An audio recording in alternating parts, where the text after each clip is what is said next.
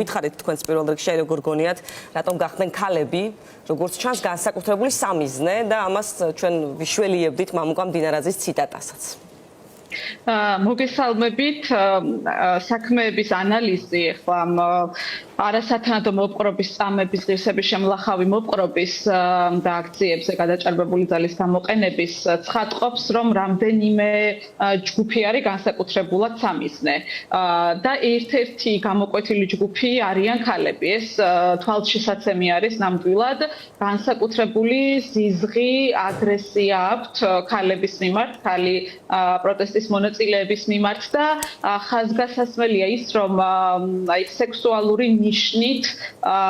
ავიწროებენ და აყენებენ შეურაცხყოფას და იმუქრებიან ქალებს. გარდა ამისა გქონდა ფიზიკური ანგარიშწორების შემთხვევებიც და ვხედავთ აქციებზეც რომ ფიზიკურადაც უსწორდებიან და არინდობენ ქალებს, მაგრამ აშკარად აქვთ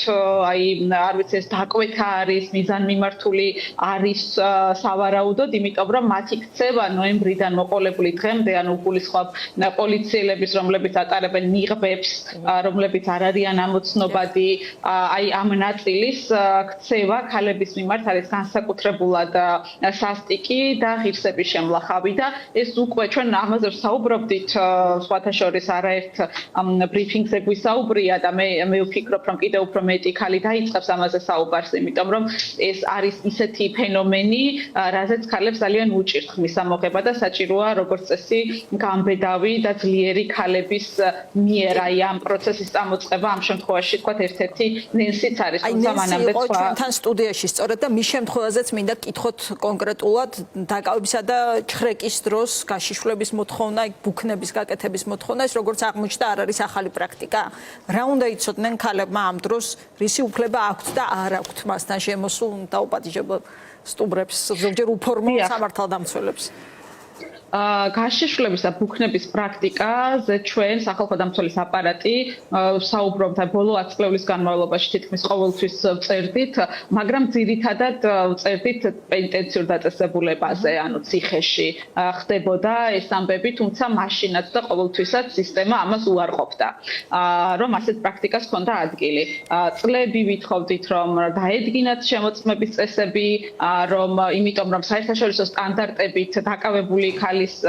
და მამაკაცისაც და განსაკუთრებით თქვათ ქალის მიმართ ეს უფრო კიდევ უფრო მძაფრად ღირსება შემლახავი არის სრული სხეულებრივი გაშიშვლება, სრული გაშიშვლება და სხვადასხვა ქმედებების დავალდებულება თუ შემოწმება სხეულის სხვადასხვა ნაწილების ეს არის საერთაშორისო სტანდარტებით ღირსების შემლახავი მოპყრობა მით უმეტეს როდესაც ამის საჭიროება არ არსებობს იმიტომ რომ შესაძლებელი არსებობდეს გარკვეული დანაშაულები ან ინფორმაცია რაც აქვს თქვათ არ ვიცი გამოძიებას რომ კონკრეტული ადამიანის სხეულში ინახავს კანონსაწინააღმდეგო რაიმე ნივთს შეიძლება იყოს რა თქმა უნდა ასეთი შემთხვევა მაგრამ აქაც კი მისი სხეულის შემოწმება უნდა ხდებოდეს სპეციალისტის ჩარევით და ღირსების არაშემლახავი ესე თქვათ არაშემლახავ გარემოში ამ შემთხვევაში დეტექტორია გამოსავალი ამ შემთხვევაში პირველ რიგში ვიტყოდი რომ ეს არ არის ანუ აქციაზე დაკავება ქალის რომელიც დგას უბრალოდ აქციაზე და მოთხოვო მას რომ ან მით უმეტეს ნენსის შემთხვევაში საერთოდ წარმოუდგენელია ასეთი არც გამიგია რომ სახლში ჩხრეკის დროს მით უმეტეს საერთოდ რაზე დავებოდნენ ან რაზე ადმინისტრაციულადაც არ იყო მე მგონი ეს პასუხისგებაში მიცემული ხო ანუ რეალურად საფუძვლის გარეშე არანაირი გამოძიების ფარგლებში ხო გამოკითხვა რაღაც მით უმეტეს ანუ კი ბატონო მით უმეტეს ანუ აქ უნდა არსებობდეს ეჭვი დასაბუთებული და ისიც აი ასეთ ვითარებაში ეს ჩხრეკის ჩატარება მიუღებელია და კიდევ ერთხელ თუ არის თქვათ რაღაცა ბასრზე ნივთზე დანაზე ან რაღაცა სხვა ჩიპებზე ან მსგავს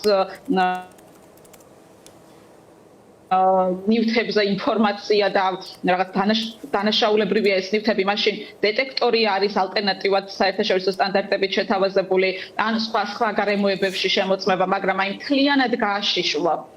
ქალი და აკეთებინო ბუქნები, ეს არის უბრალოდ არ ვიცი, ღირსების შემლახავ მდგომარეობაში ჩაყენება და შეურაცხყოფის მიყენების და ფსიქოლოგიური თუ სხვა ტიპის ასე ვთქვათ, ზემოქმედების განხორციელების ცდელობა, იმიტომ რომ ამის ალტერნატივები არსებობს. აი, ზუსტად ამის კითხვა მინდა, რადგან ალტერნატივები არსებობს და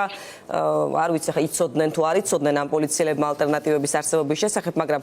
თამამად შეიძლება ითქვას თუ არა, რომ ეს იყო მიზანმიმართული ქმედება ნენსის მიმართ, ან არის მიზანმიმართული ქმედება სხვა ქალების მიმართ. ახლა როდესაც პროტესტის მონაწილეებზე ვსაუბრობ. ჩემი აზრით იყო, იმიტომ რომ სხვა ქალებიც საუბრობენ ამაზე და აშკარად იკვეთება, რომ ეს არის უბრალოდ მოპყრობა და რაღაცა სისტემური პრაქტიკა, განსაკუთრებით აქციების ორგანიზებაში, ან აქციებში მონაწილეთა წინააღმდეგ მიმართული ღირსების შემლახავი პრაქტიკა, იმიტომ რომ აქციის მონაწილის მიმართ, რომელიც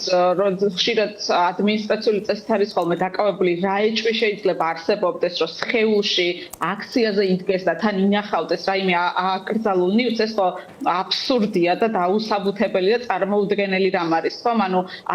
ეს არ არის აბსოლუტურად შეუსამართლო და არაპროპორციული, ასე ვთქვათ, ქმედება არის, ხო? ანუ ვერ საბუთდება სამართლებრივად. იმ შემთხვევაშიც კი, ანუ ვამბობ ისეთ დანაშაულებებზე, ისეთ გარემოებებზე, სადაც არსებობს ეჭვი, რომ ადამიანის სხეულში ინახავს რაიმე აკრძალულ ნივთს, აქაც კი აი ასეთი ტიპის მოპყრობა